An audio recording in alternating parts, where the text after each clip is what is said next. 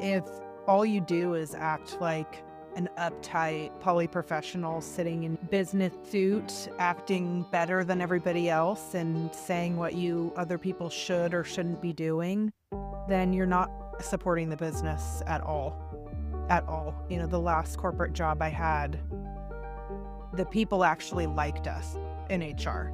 We were a part of the Mm. business. We weren't just the HR department.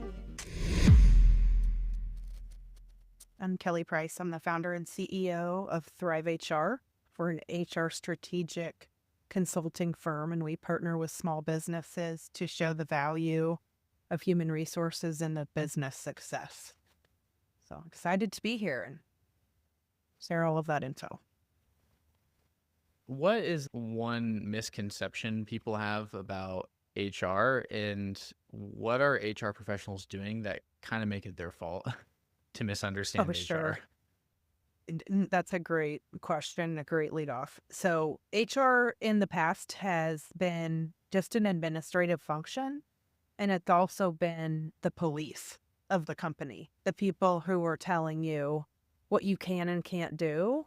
I think that's a huge misconception in businesses is that we're there to police everyone and that all we do is hire and fire and hit administrative buttons. And there's a lot of HR people out there who are old school, I'll say it, and they are still telling you what you can and can't do. And they use the word no a lot. And they aren't strategic and they wait to give their opinions when asked. And that's not always necessarily a bad thing on the opinion standpoint. But if all you do is act like an uptight polyprofessional sitting in business suit, acting better than everybody else and saying what you other people should or shouldn't be doing, then you're not supporting the business at all. At all. The last corporate job I had, the people actually liked us in HR. We were a part of the Mm. business. We weren't just the HR department. And that's because we understood the business. We didn't just say no. We were partners. We were a part of the team. And we had fun along with all the other employees. So it's easy to go really wrong in HR, but it doesn't have to be this old school hire, fire, admin, demean polyprofessionals in the corner anymore. Have you ever read No Rules Rules on I haven't. Netflix? Yeah, so it's Reed Hastings' book, but I mean, it was this journalist looked into Netflix HR culture. Because you look at the talent deck that Netflix put out a long time ago of basically they don't have an HR manual, right? It's all about, hey, you're all adults.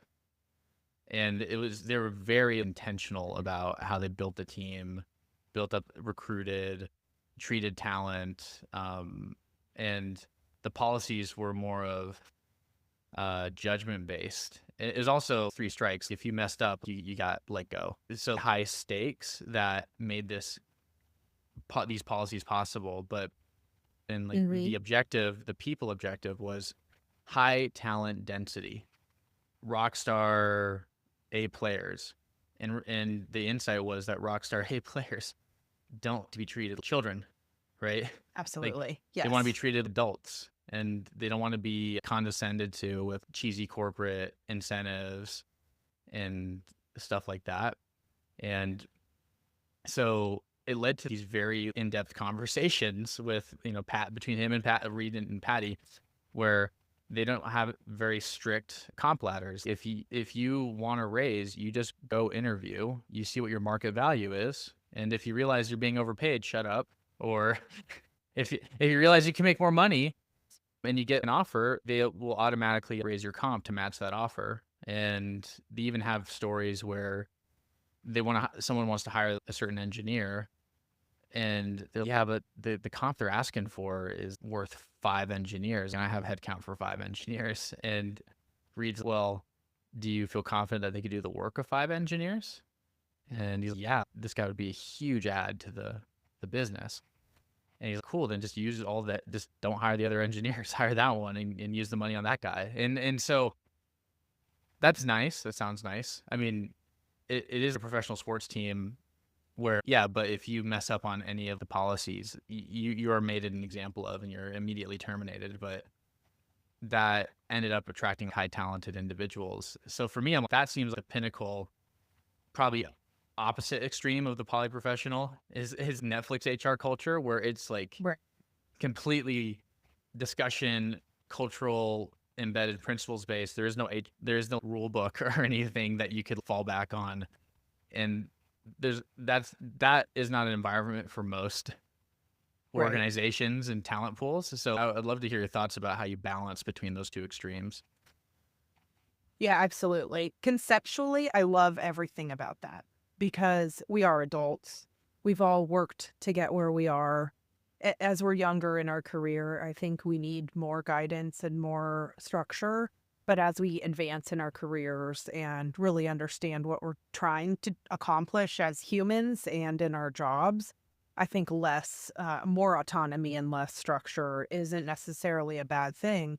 But also, when you talk about Netflix, I think about the fact that they're a billion-plus-dollar company, right? So they have the money to do things like that. When Hmm. you go into, the heart of America and really look at the small businesses and most of the companies that are out there, hustling to make it every single day, they can't even consider hiring that person who wants the income of 5 engineers. They have to pay attention to what the market is for that certain area and be able to work within that budget. And so that's such a big piece of it that many people don't understand. It's not at all that the company doesn't value your talent. It's that they physically can't afford to pay you and every other person in their company at an A player level.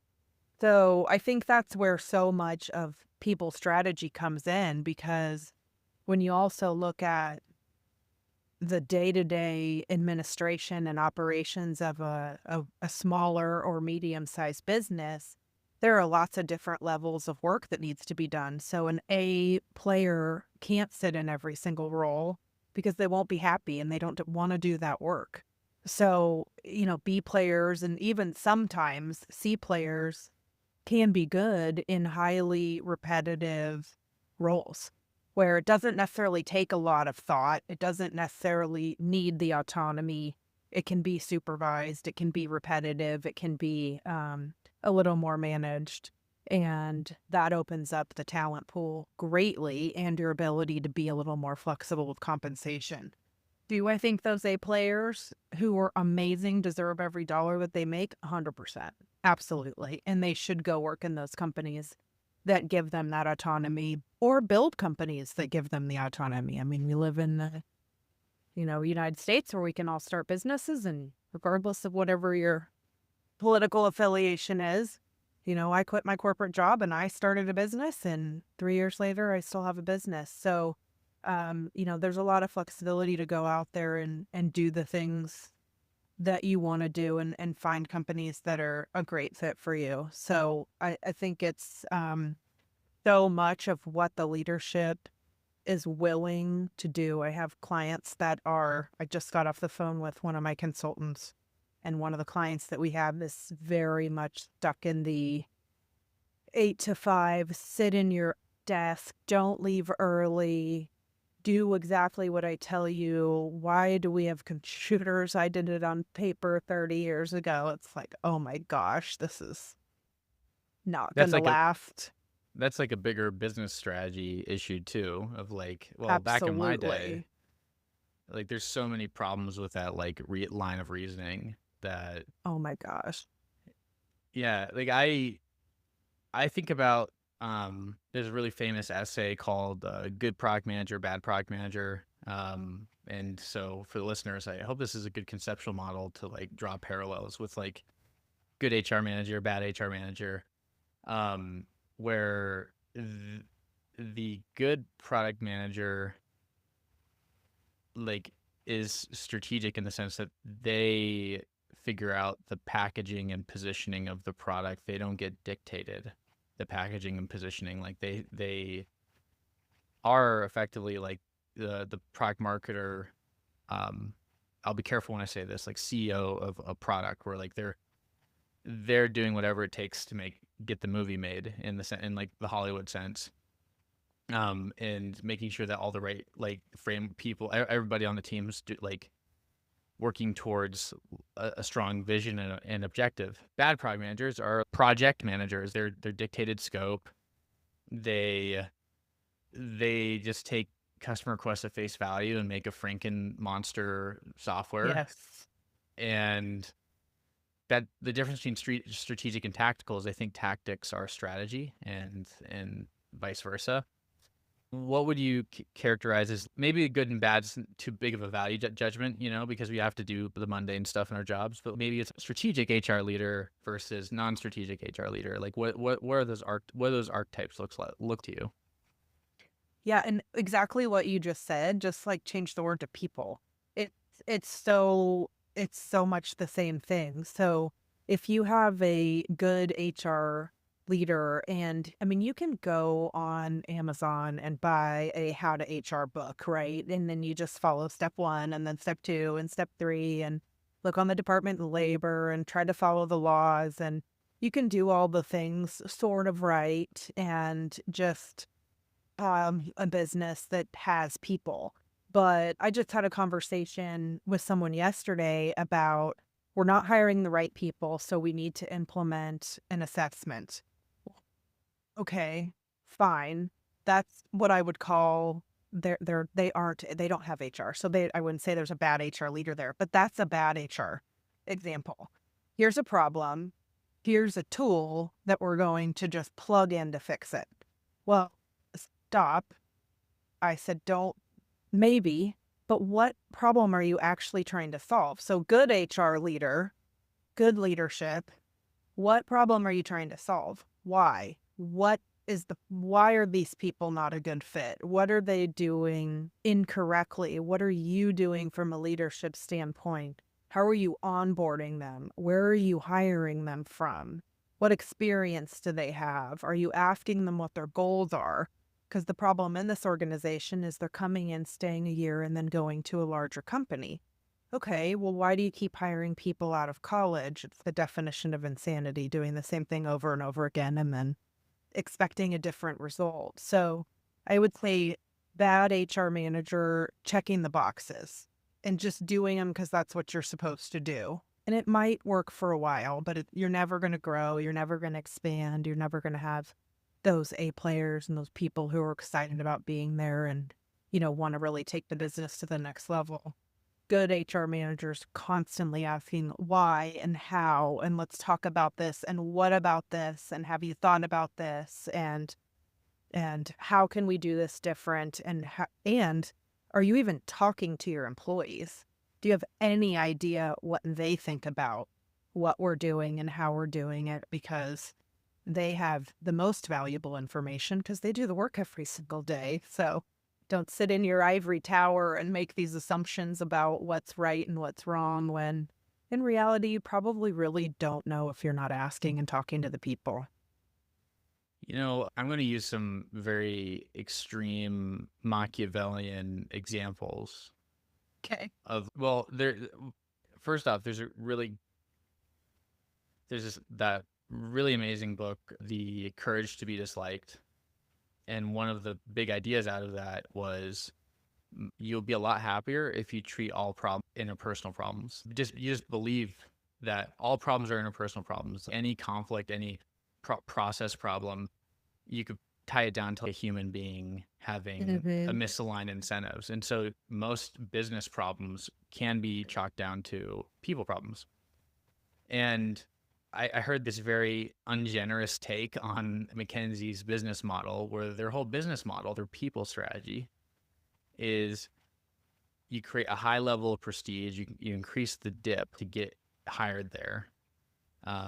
Now you can't just come out the gate and have the brand equity of a McKinsey's, but when you do have that brand equity, you could change your strategy to, oh, I'm just going to hire from Ivy League schools. I'm going to hire the most driven, hyper anxious, insecure, talented individuals as my analysts, my junior analysts, to churn and burn them because I'll have an infinite pipeline of people that want to impress and please and are very intelligent, knowing that the odds of making partner or associate is so low that they need to make it so hard that they're intentionally churning and burning talent.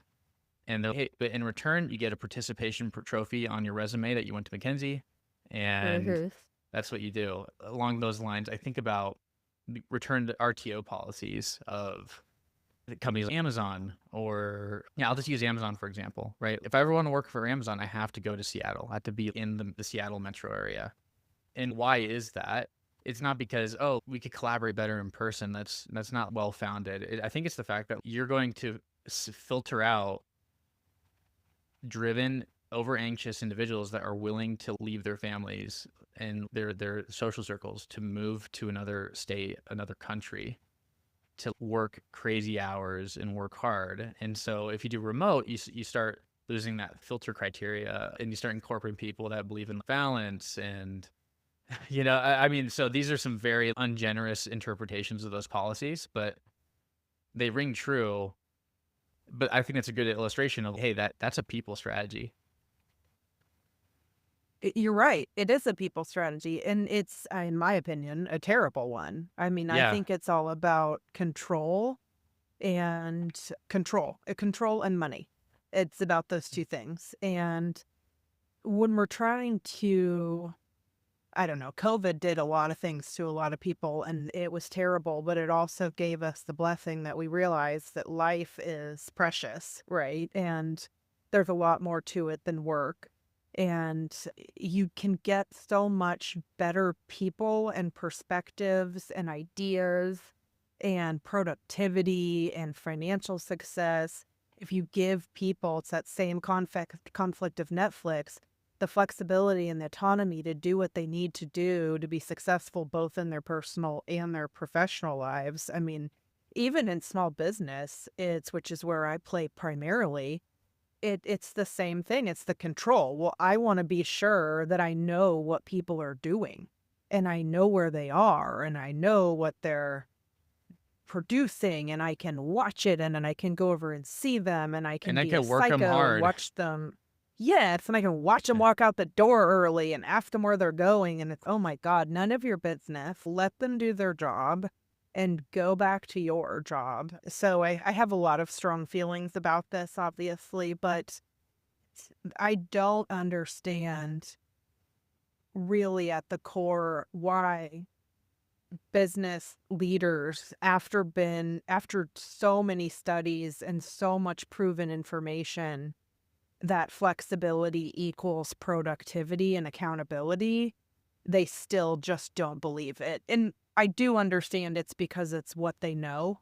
So they want to Hmm. go back to their comfort zone, and not everyone else's. But you can't have this one CEO dictator who says, well, this is the way it's going to be because I'm the boss and it's how I want to be, and then everybody else just falls in line. I just think that's such a joke anymore, and it's a recipe for failure. It really is. But you talk about the courage to be disliked. If you don't have leaders and HR professionals, honestly, we're the ones often sitting in there arguing with the leadership team saying, you're going to turn over your entire company or a huge portion of highly talented people just because they live in Colorado. That's so stupid and such a waste of talent.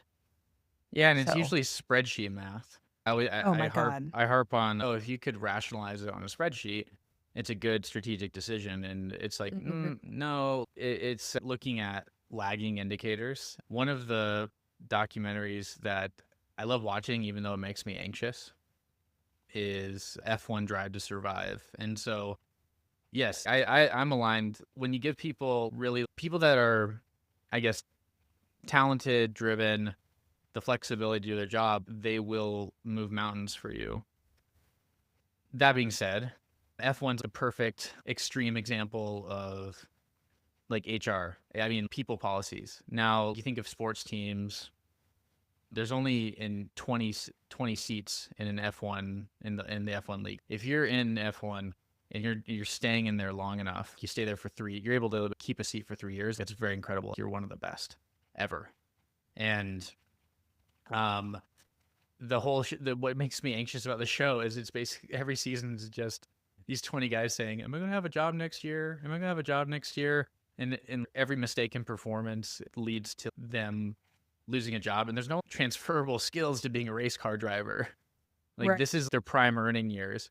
And there's hundreds of millions of dollars at stake. If you're not getting points and winning, either placing within the top 10 or, helping the team, get a high placement in the league, which leads to better sponsorships and better financial returns for investors, they're going to swap you out as a driver. And it's not even, it's just so cut and dry that it's, hey, if you're not performing, we need to find someone else. And there's so many other people that want your seat in the motorsports world that they could always replace you. And so how do you reconcile the studies where there are also studies of remote workers that don't perform and they take advantage of the privilege of being able to have that flexibility with the accountability that comes with being a professional in your role? Because if you're not performing, if no one, you could rationalize that if the folks in Colorado are more of a supporting role type department, they're not really driving revenue, that the business isn't going to see any negative consequences to cutting them. Now, I'm just playing devil's advocate. This isn't my point of view, but I'd love to hear that perspective. Yeah. Well, first of all, I want to maybe backtrack a little bit and talk out of both sides of my mouth. There are Mm-hmm. some businesses that can have remote employees, and there are some businesses that just can't. There's a lot of small businesses. I'm in Kansas City, tons of small businesses. Does it make sense for that small business to have employees all over the country? No, it doesn't. And there are some jobs that you do need to be in the office because you physically have to do something that is in that office, or it works better for that organization to have people at least there most of the time. That doesn't mean you can't have an in-office, highly flexible, great work environment. Mm-hmm. That happens too. So let me say that first. I'm not by any means advocating for 100% remote work in every organization ever. But to answer your question, it's all about people leadership. It always is, regardless of if you're in Colorado working remotely and snowboarding in the evenings and on the weekends, or you're in office every single day. You have to have great people leaders, and you have to have people communicating with you. And that starts from the very top. When you were hired for the job that you're capable of doing? And then were the expectations set for what you're supposed to do every single day? And do you have leaders and people around you that are giving you the tools and resources to be successful? So if you don't have those things, it doesn't matter where you are. It's going to be really, really hard to be successful in your role. And then continuing to have those conversations about how's it going? What do you need? What questions do you have? Do you understand the expectations? Are you going to be able to meet this deadline? So on and so forth. Again, it's not a system problem. That is not a system problem of where you're working and whether or not your company's remote or any of those things. That is 100% a people problem. Do you have leaders in place that are holding their employees accountable, creating an environment where they can ask questions when they don't know what to do, and giving people the opportunity to be successful? Every time I will answer that that's a people problem. Yeah, 100%. And also, you think about Walmart. So they're making everyone go to Bentonville now, but as part of that strategy is they made a beautiful new HQ building. So it's like, okay, we're going to create this beautiful place to work because they want to come here, feel inspired by the vision, and the building they work in has to have the gravitas of what they're working on to justify potentially leaving your social circles. If you have kids, childcare is expensive when you're not living next to grandma and grandpa, Right. And that's a big reason why I stay where I'm at. I mean, I am in one of the best economic areas in the country, Salt Lake City. So I'll be fine. And if I don't go to Seattle or Bentonville, but I just being around my family while the kids are young, but you can say, cool, that's actually a very shrewd strategy of Walmart because also their business model is service design. They're playing around with hardware. They have the test store in Bentonville where you test out different checkout approaches and signage, and that's not just a SaaS business. SaaS businesses famously can be remote, even if there's some in-person elements, flying people Right. out for on-sites and everything like that. I I definitely see the value in both approaches because that's what strategy is. It Right. depends on the business. And so if I was engaging your services, like I'm a small business, a startup, engaging your services, how do you go about evaluating the tailored needs of your client's business, and what does that onboarding process look like, and what questions, what heuristics are you evaluating to provide recommendations? Yeah, absolutely. First, I want to know how do you make money? What are you doing and why do you do it? How does it Yeah. work? Because I have to understand, in my opinion, a good HR person understands the business and understands your goals and what you're trying to accomplish. Because the people, yes, we have AI and we have all these great systems and technology that support that, but the people are still going to be the ones supporting it. So I really want to understand what you're trying to accomplish and why you do it. Why is it important to you? And then what type of people work best in your business. And so once I understand that and get an idea and a feel for their desire from a human standpoint, then we go into an audit, and that is a full audit of every policy. If you have policies, the states that you're in, the locations that you work in, what are the compliance guidelines? How are you hiring? What systems do you use? What benefits do you have? How do you compensate? How do you make sure it's the right compensation? How do you manage? How do you make decisions about who gets promoted? What leaves do you have required in your area? How do you terminate? What's your offboarding process? So we look at everything from top to bottom, side to side, up to down, and then provide a three-tiered approach of what to do next. So the first tier is really compliance, low-hanging fruit. You're going to get sued for this stuff, or the government could come in and give you fines. So let's get that stuff fixed, because that type of stuff, you could be running, with an awesome new client that things are going to change everything for you, and then the EOC comes in and you're not following this guideline that bombed your business totally unintentionally. So let's get that stuff fixed first.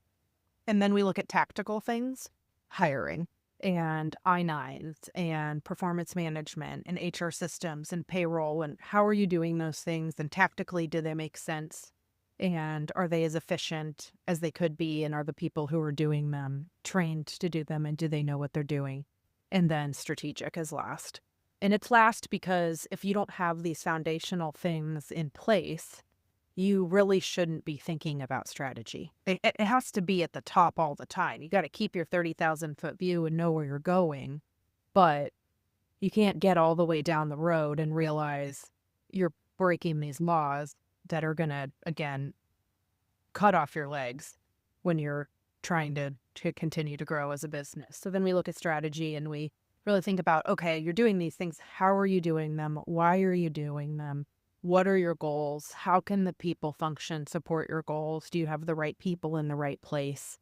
And how can we make sure that this HR function continues to support your business growth and so you can just, focus on your business. There's so many the reason I love small business is because you get owners and founders who are passionate about something and they're really excited about their product or their service. And because of their passion and their knowledge and their talent, they become successful. And then they have these people that they're dealing with. And oh my gosh, what do I do with these employees? Other than the fact that they have the skills and talent to do the work, they have all these other things that come along with being employees. I want to take that burden off of them and say, let me help you settle this foundation and get this going so you can just keep working on the things that you love and not have to worry about this compliance and HR function. We can take care of that. This reminds me a lot of Ted Lasso. Yeah, I'm really crushing it with the sports metaphors, which is funny because I don't watching sports, but I do love watching documentaries about like, the business of sports. Mhm. I think it's just because it's Toto Wolff, who I don't know if he's still the principal of the Mercedes, the F1 team, but he's a finance guy. He made his money in investing and stuff like that, and now he runs a racing team and one of the best, most high performance teams. And what I admired so much about him is that he just sees it as a game. He just does it because he enjoys it. It's not because he loves racing. He's just Sure. no. In business, you could hide behind the numbers and BS that you're doing okay. And Of F1 is course. you're either winning or you're not. You're either doing well or you're not doing well. And it's very binary. And he likes that level of accountability. And it makes me think about in Premier League football, which if I'm going to be recommending documentaries in this, I might as well just say I really enjoy the All In series on Amazon Prime, Manchester City, that because it goes over the whole business of medium. And the reason I said Ted Lasso is that in professional football in Europe, the coach is it's not like a American football coach where they are telling the players how to think and how to move. Uh, there's this really good quote in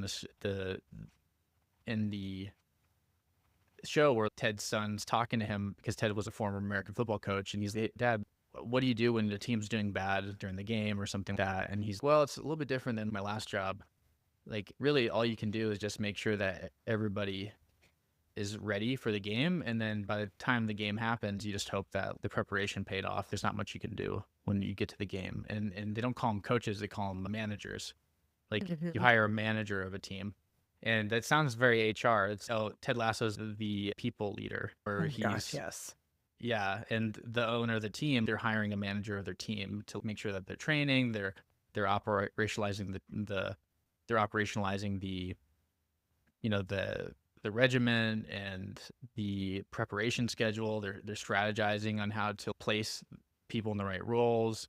Ted Ted Lasso, the whole running joke is that he actually doesn't know anything about soccer and doesn't even know what offsides is until the end of the series.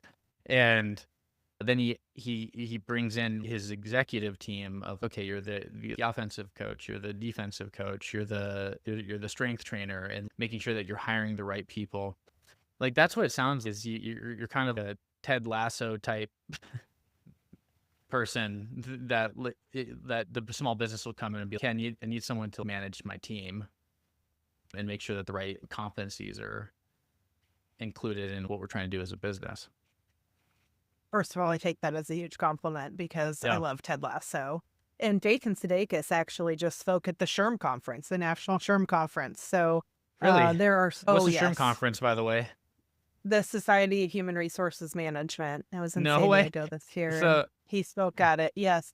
There are, I have a girlfriend who owns a leadership development business and her whole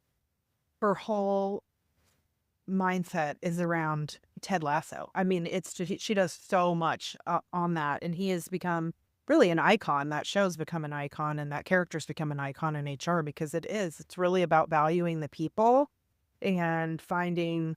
It sounds so cheesy, but finding the joy in what you're doing. But you're 100% right. All you can do is give people the tools and the resources and the training and the support to be successful, and then you have to let them go and do it.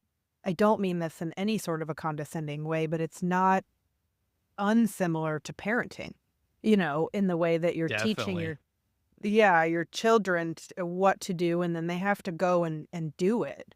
Yeah, obviously we don't teach or treat our employees' children by any means, but you want the best compliment in my mind is that someone who you trained and developed gets promoted or moves on and pays it forward and continues to train and develop and mentor someone else. So yes, 100%. It's setting them up for success and then letting them go do it. Yeah, and the parenting example is great because I was given advice, from that I think is a great parent. And their kids are very resilient, autonomous, and it was okay. There's different phases to the development.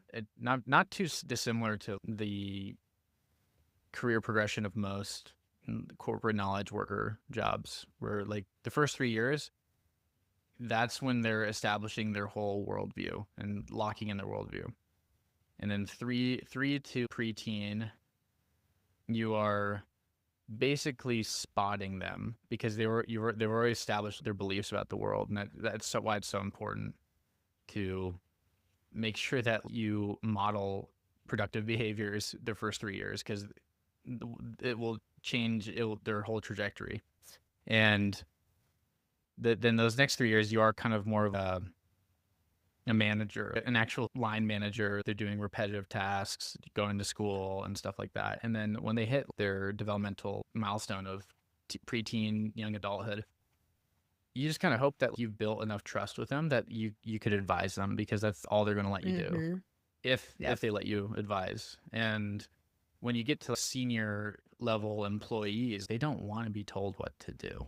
And just teenagers, I mean, I didn't want my parents telling me what to do. And so you have to make them feel it's their decision to improve the performance.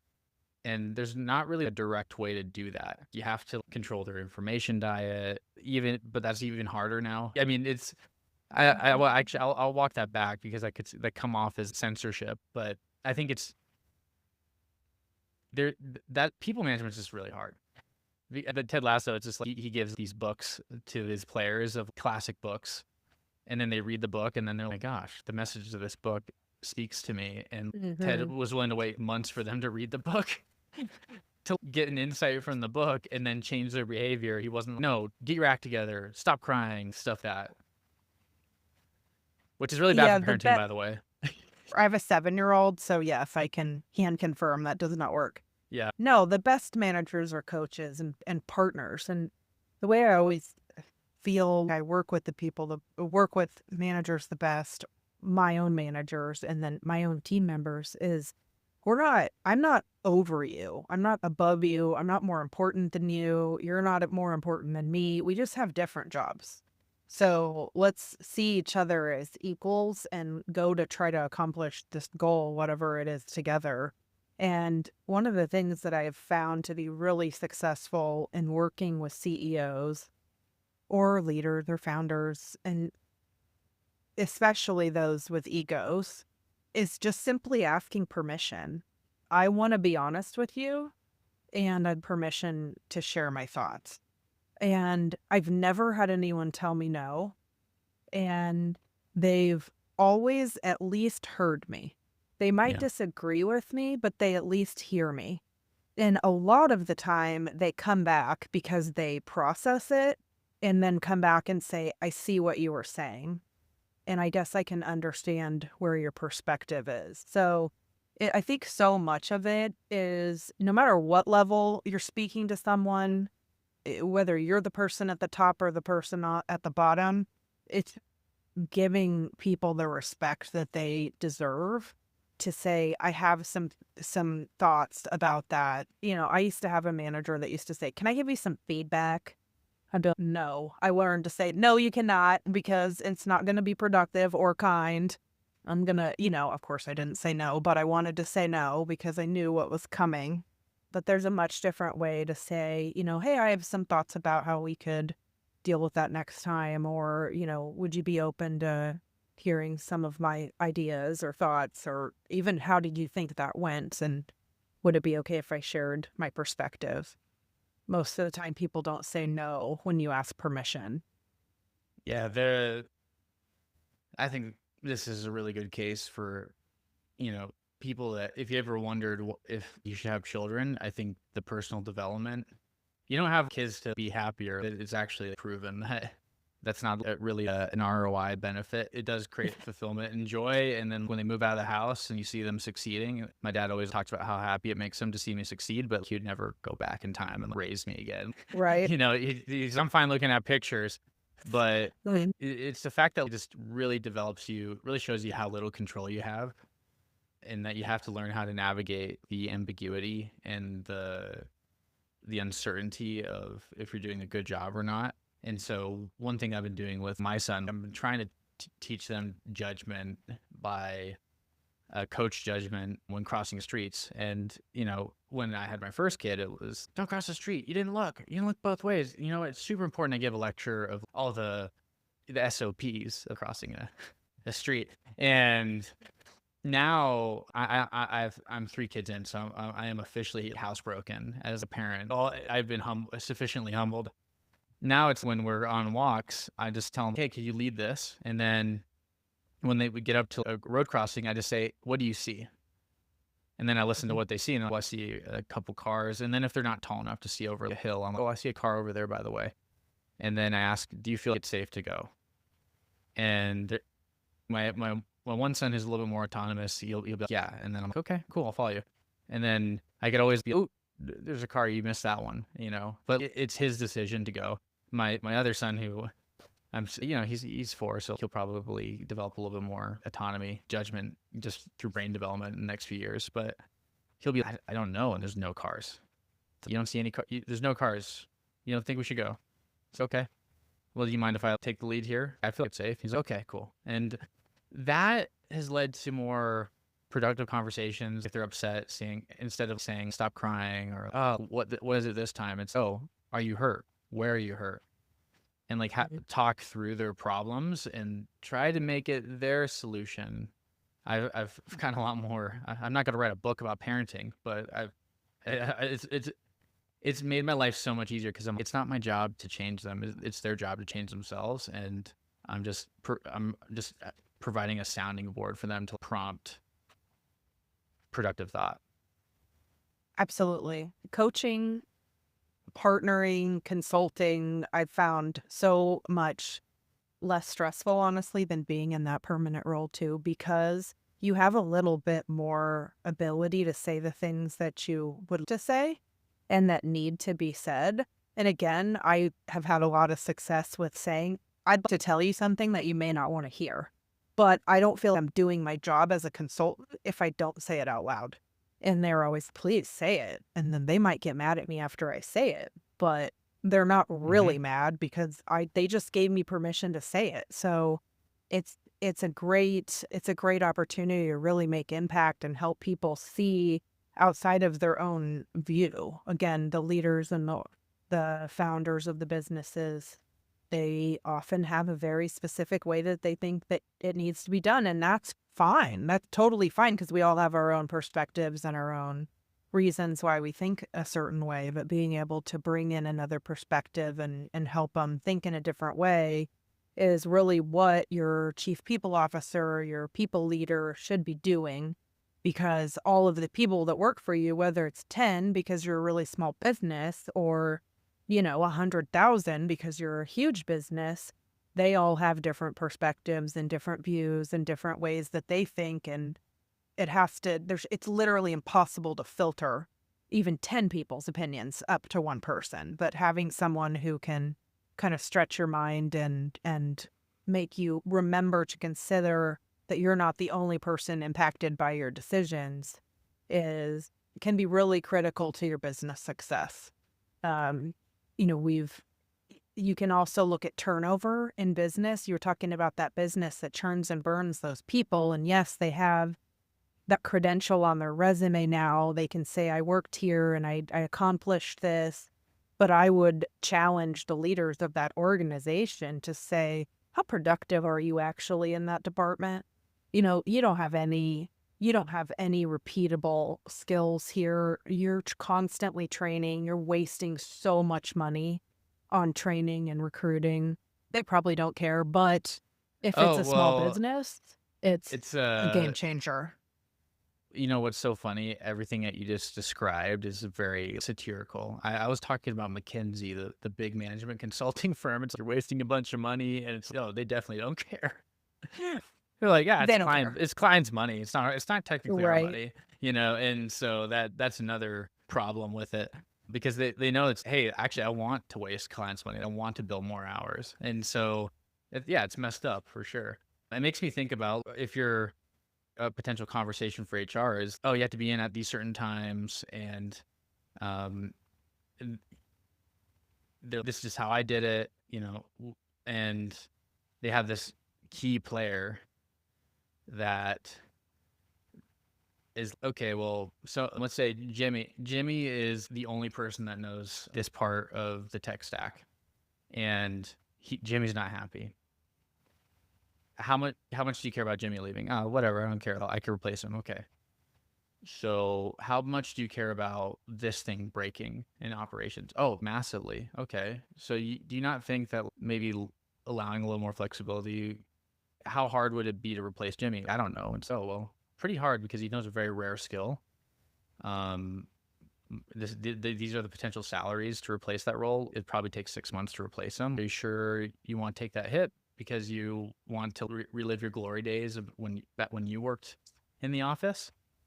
Like, Mhm. that is a more productive conversation. I don't know. Is that kind of the conversations you're having? Absolutely. Spot on. Yeah. Spot on. Jimmy could be the most difficult person ever. And in reality, you don't want to work with him anymore because he's a pain in the ass and he takes up a bunch of your time managing him. But maybe Jimmy's super talented. And if you took the time to talk to him, to your point, what is Hmm. making you be so difficult? What's so frustrating to you? Because maybe it's something really simple that's fixable, or maybe it's just an unhappy person and the actual result is we need to get somebody else here who can do what Jimmy does because he's not the right person. So there's not one answer that's right or wrong, but to your point, expand the question. Why is Jimmy unhappy? Is there something we can do to fix it? Why does only one person know how to do this job? And maybe you are a business of 10 people, so there's only going to be one person that knows how to do that job, but you better start recruiting for somebody else because if you can't fix what Jimmy's mad about, because it just is what it is, then you better find somebody else to do the job because the likelihood is that the CEO or founder might be able to used to have been able to do it, but if they try to go do it now, they're definitely going to mess something up. I've even been there in a leadership role where one of my team members is out and I'm okay, I got to go and do this thing that my team member does. And 9 times out of 10, I mess it up because something changed in the process of how to do it. And I don't do it every day anymore. And it's not because I'm not capable. It's because I haven't done it in a long time and it's not the same thing. So that is just it happens every single day in business, whether you're small or large, but it again goes back to valuing the person. Do you have any idea what they care about as a person and why they're doing this job? And do you have leaders in place that know their people? Because the CEO of even a 10-person company can't know every single person personally. Do they have one person in there who's managing them and leading them and understand what is going to make that person successful? It's all about people leadership. Yeah, and turning it into an actual recommendation for the CEO. Well, and the CEO Yes. shouldn't be worried about that. The CEO should No, you're right. their main thing is like sales, recruiting, um, like, Strategy. yeah, Yes. exactly. Is there anything, Yes. Kelly? Do you feel there's anything that hasn't been said that should be said before we sign off? And how can people find your work? Yeah, absolutely. I guess I would just reiterate that whether you're a small business or a big business, you have people that work in your business, and people are complicated and they're never going to do the same thing over and over again. So make an effort to understand how people impact your business and really make an effort to make sure you have the leadership in place to continue to support those humans that work there. And as far as doing audits on your HR, you do audits. We do strategic audits. That's the entry point into from our business into yours. And you audit your financial, you audit your 401k, you often audit your benefits, but are you auditing your HR function? I would ask that. And most companies would say no.